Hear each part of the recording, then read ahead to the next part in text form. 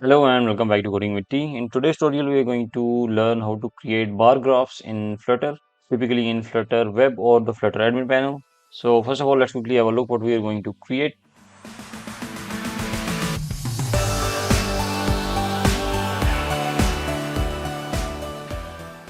If you open the project, link is in the description. If you open this, you can see in the dashboard we have weekly sales over here, which is currently empty and we cannot see any bars. We're going to create them in few minutes. But the logic is we have down below, you can see we have Monday, Tuesday till Sunday, and on the left side we have values. Currently it's 0 and it is going to go in the y-axis direction on the top, and these are the x-axis direction, and the graph has all the four sides that we can work with. We have the bottom, left, top and right, so we can add values over here. We can add bars that we are going to just create because this is a live data, and in these dates currently we do not have any orders. And before going to go for the bar, we have to decide the design in the desktop layout. And if you see, this one is the complete row, all data over here. This one is a complete row, and in this row we have two columns. This is the first one. In the first column we have weekly sales and recent orders, and in the second column we have order status. This means we have two things. And how much space it is going to take? It is going to, the weekly sales section is going to take the double space of this one. So first we have to create this design, and then we have to create our bar graph. If I'm going to reduce this, and when we reach toward the tablet mode, inside you can see now we have only weekly sales, and then we have recent orders, and then we have order status, and same for the mobile.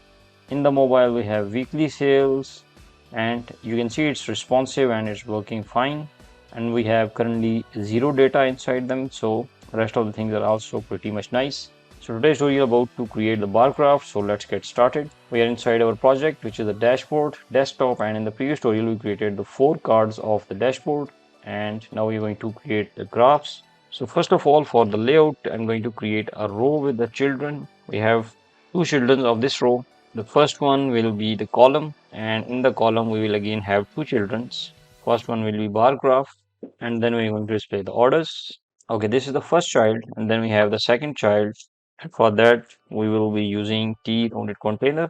And for the bar graph and for the orders, we are also going to use the t-rounded container because it is going to add the circular border and also going to add a white background. So let's work on this one. But first of all, for the layout, we have to, because this column is going to need the double space as compared to this rounded container of this pie chart. So for that, and also to make the design responsive, we are going to wrap this column with the expanded widget, and the flex will be 2. By default this flex is 1, but 2 means take the double space as compared to the second one, which will again we have to wrap it with the expanded, and we're not going to give the flex because default is 1. So now this expanded is going to take the double space with the flex 2 as compared to this one. So our layout is ready and we can start working with this bar graph. Let me also run this application. Okay, so our application is running and we have already done with this login registration. So click on sign in. Okay, in here you can see right after this 4 cards we have 2 white boxes, and then we have the 1 white box on the right side. So let's add some spacing because this cards is a section and then graphs is another section. So we are going to add the space between sections, which is 32. So it is going to add the same space throughout between all the sections to add a similarity in the design. And then in the graph, between the bar graph and the orders, again a height with the space between items, and after this expanded we're going to add the width of space between sections. Now save it, and you can see the space is added now between all the boxes. There's a light shadow behind this card. We have a white card and a rounded borders and the rounded radius. And also, if you want to see it again, we talked about this card in the previous tutorial. This is the card that we are using. By default, show shadow value is true. So these are some default values that I have already added, so that we can just call this t-rounded container and use it as we like. For all the graphs that we are going to create, we are going to use this package, which is FL charts. Copy the latest package and add it inside your pubspec.yaml file, which is FL charts, into the main dependencies, and click on pub-get. Okay, once the package is added, the first thing that we are going to create is, we're not going to get the actual orders, but just for the demonstration we have to use the orders data, the dummy orders data. So that's why I've created a dashboard controller inside the shop controllers. Create another folder of dashboard, and in that I have a dashboard controller.dart. And in this class, we have simply extending with the getX controller, and we have a simple list of .obs type. This means that if it is going to be changed, not in this case, but when we're going to get the data from Firebase, this list can easily be updated the UI. So we have a weekly sales, but you can see it's a list of type double. This means that we only have double values inside this weekly sales. And down below you can see I have created simply list of orders. We have 1 2 3 4 5 orders over here with some random data, so don't worry about this one. Again, this is the order model that we created inside our e-commerce app. We are going to go for the orders in the upcoming videos, so again, do not worry about this order model. It is just for the demonstration case. Then in the onInit, I have called this method calculate weekly sales. It's an empty method, and we're going to add all the functionality in this so that we can calculate the current week's sale first. Then we're going to go for the design. So first of all, we have to reset the weekly sales to 0 so that we have list of weekly sales. Currently you can see it is an empty list of double values, but over here we have weekly sales with the list of double, and we filled it with the 7 values, and all the 7 values has 0.0 in it. So we total have 7 values, and in a week we have 7 days, so that's why we filled it with the 7 values. And down below I just printed all the weekly values to see what is inside it. Now over here we are going to use the for loop. Now we have to loop through all the orders that we just received, and in that order we're going to extract the data that is currently inside the current week. We're going to use the same function for the real data or for any type of data. So first of all, we need to get the start of the week so that we can get the 7 days ahead of it. If you go to the utils helpers, and in the helper functions, I have created already a function, a helper function, which is to get the start of the week. We just have to pass the date, and it is going to get the weekend -1 to get actual the day we want, days until Monday. And then we have the start of week with the date dot subtract. We have to minus all these days to get the actual day, and then again we have to return the date time, so we have to map that over here. So start of the week, year, month and day. Rest is the time. If you need it, you can add that as well. So let's close it. We can use this helper functions, import this one, dot get start of the week. We will pass the order date for each order. So this is the first order.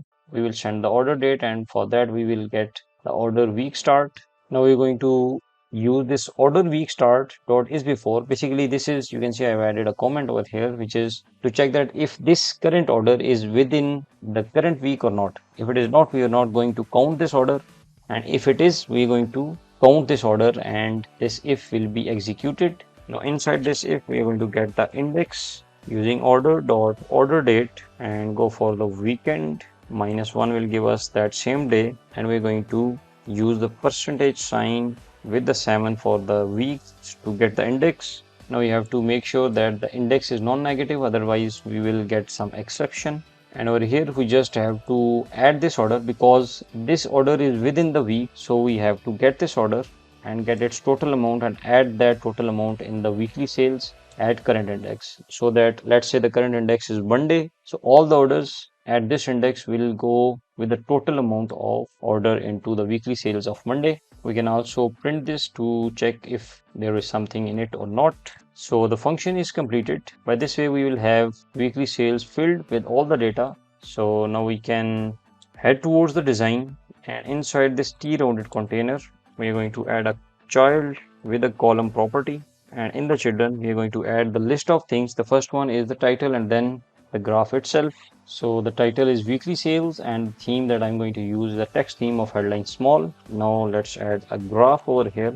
So once you added that package, you can use the bar chart. In that bar chart we are going to add, we have the multiple properties. The first one which is required is the data. As you can see at the top we have the data property. So the data that we are going to use is use the bar chart data. This is again a type of widget, and it has some other features, like you can see all the features that we require to fill up. So first of all, we're going to use the titles data. This is the actual data that we are going to create from Monday to Sunday and to display all the data. So I have created a function which is build titles data. So we're going to use this function to display all this data. So let's remove this constant and create this method. This method is created. We're going to fill that in few minutes. First of all, we have to design this. So if we talk about the border data, we can create the border using FL border data, and in that the first one is show. We have to make sure that the border is visible, and then if we want to display everything or all the borders, then you can display it as well. So let's see if we can see something first. Currently you can see there is nothing, and the reason is that we are using this bar chart because we also have to define the height of this bar chart, otherwise it is going to go with the unbounded height. So we have to wrap it with the size box. I am going to go for the height of 400. You can check by yourself and change it if you want. And now you can see we have a title of weekly sales, and then we have a starting point of 0 to 0, and we have all the 4 borders with the lines in between. So first of all, add this column to start all the things from the left side. Okay, now inside this border, you can see I do not want to add the borders on the top on the left side, but I want my custom borders, and for that we can use the border property. I do not want the top border, so top is going to be border side dot none. Now, so I do not want the right side of the border, so this is going to remove the borders from those two sides. Then we are going to go for the grid data. This is again a design for the grid data, so I am going to use FL grid data, and in that we also have a show property. We have to make it to true to see anything in the grid. In that I have enabled the draw horizontal line so that we can see the horizontal line, but vertical line is not needed, is turned to false. And then also we have to enable the horizontal inverter, and I'm going to go for the 200. Okay, now you can see currently we do not have anything, there are no lines, and we have to fill this to see if there is anything in it or not. If I'm going to make the draw vertical lines to true, you will be able to see lines something like this, and if you want to keep those lines, you can make it true as well. Okay, the next thing is very important. We have to create the bar groups that are actually going to display the data, so we have to design them. So how many bar groups we are going to create? So first of all, we need the dashboard controller instance. Once we have the dashboard, now we can check how many bar groups we needed. So using controller dot, we are going to go for the weekly sales variable that we created and filled it up with that function. Whenever the instance of dashboard controller will be created using the onInit method, that weekly sales will automatically be filled up, and then we have to call dot as map to map these data, and we have to call the entries to get the one individual entry at a time, and dot map is going to map whatever is required by these bar groups. Okay, inside the snap we have one single record at a time. I'm going to call it entry, you can call it anything. And what bar groups needed, or we have to return the bar chart group data. You can see it has x-axis. On the x-axis, what we want to display? We want to display entry means one single order data. So entry dot key, this is going to return the one single value for the x-axis. And then another thing that we are going to return, but first of all let me make it dot to list so that the error is gone.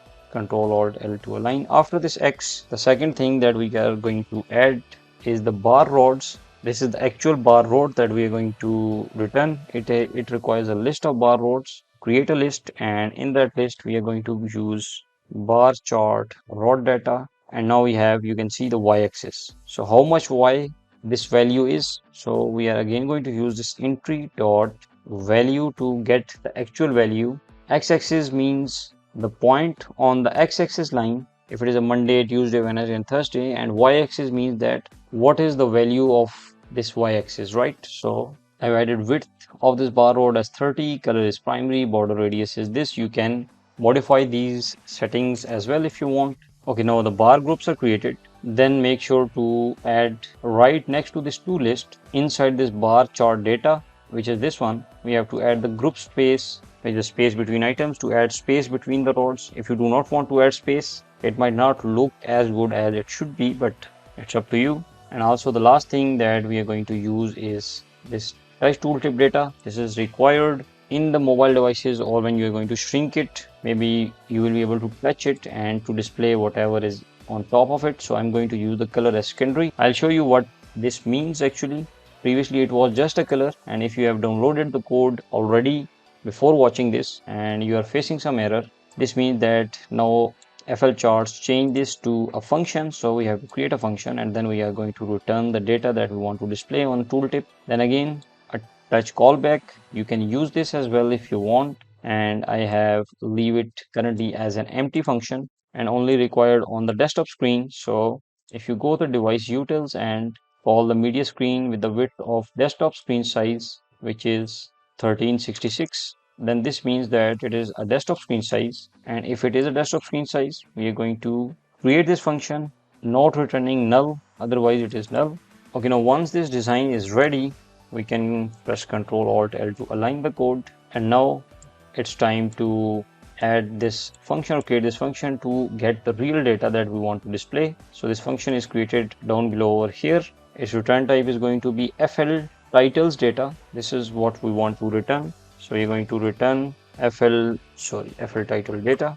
And now we have to fill this data, make the show as true. And where we want to display the data, we want to display it on the bottom titles, not on the right, left and up, down. But first of all, go for the bottom. Later on, we will also see the other ones. So to display the titles, we are going to use the access titles. And in the access titles, we can use the site titles to actually display the data that we wanted. So in the site titles, once again, show titles is required. Now to get the data, we have a function which is get titles widget. And in that, we have two things. The first one is the value, and then we have a meta. So meta is not that much required with a function, but value is required that we are going to use. First of all, create a list from Monday to Sunday. You can change this order as well if you want. And again, to extract the same index, you can see we are going to use the value dot toInt, and with the day's length we will get an index as we get in the previous function. Then we have to get the day, actual day, which is the corresponding to this index. And now if you hover over this get titles widget, you can see you can override it to pass anything, but we recommend you to use site title widget. So we can return any widget, but it is recommending to use the site title widget. So that is what I'm going to use to display the data we wanted. As a child, we will use a text, and in the text we will pass the day which we want to display. And in the access the access side, on which side we want to display, we want to display on the access side of bottom. We're going to use the space as 0 and add a semicolon at the end. Okay, so by this way, we are done with the bottom titles and we're going to display from Monday to Sunday. Now let's create other titles. There's the left title, and we are again going to use the access titles. In that, we are going to use the site titles, which will be true because we only want to display the bottom and left. Interval is 200, reserved size is 50. You can change these values. You will see these values in few minutes. So first of all, we need the data, and then the right and the top titles, we do not want to show them. So show titles will be false in order to hide them in the site titles of access titles. Now we are done with the data and with the graph. Now let's save it, and you can see we have the data on the left side with the difference of 200. And down below you can see we have Monday, Tuesday, Wednesday, Thursday, Friday, Saturday and Sunday. You can hover over these to see the values, which is the touch event if you're using anything like mobile device or the touch screen. So you can use these things. These are the horizontal lines that I made it true, and also the vertical lines that I made it true. But if you want to hide these vertical lines inside the FL grid data, draw horizontal line and draw vertical line. Just change the vertical line to false. You can see the horizontal interval, which is 200. If you're using some values, you can change it. So this is actually without the line. So if you want to display the lines, it's up to you. So that's it for today's tutorial. I hope you learned something new. And if you learned something new, please like the video. And if you're new to this channel, don't forget to like and subscribe. And also you can get the complete code. Link is in the description. Thank you for watching and take care.